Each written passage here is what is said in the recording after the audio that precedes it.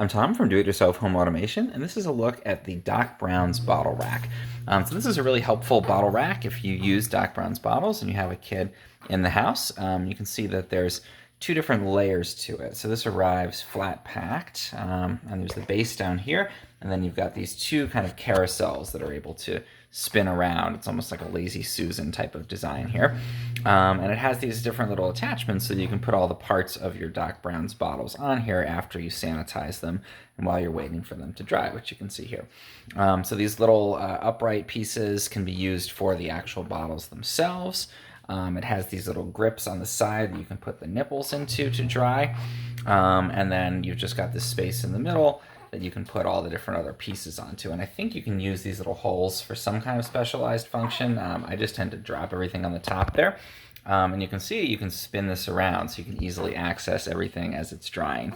And again, you've got two different tiers. You can put quite a few bottles and caps and things on here.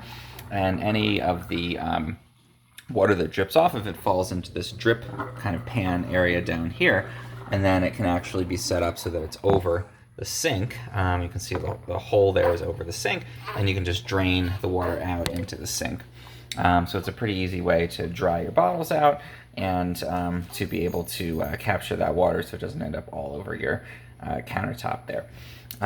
It's I think a really good device. It does take up a certain amount of space, but because you're making use of the vertical space, it's not as big as some other drying racks, and it is obviously pretty specialized for for your kid. I don't think you'd be drying plates and other things on that. So it's not super strong at the top. I wouldn't put like a coffee mug even on there. It's really designed just for the bottles and accessories. So it's strong enough for that, but not necessarily for other kinds of things. One other thing I really like about it though is that when you're done with using it, everything folds up, and again it kind of packs flat again. And even these little pieces that stick up can be pushed in and folded down on the little joint here so that everything folds up and is flat.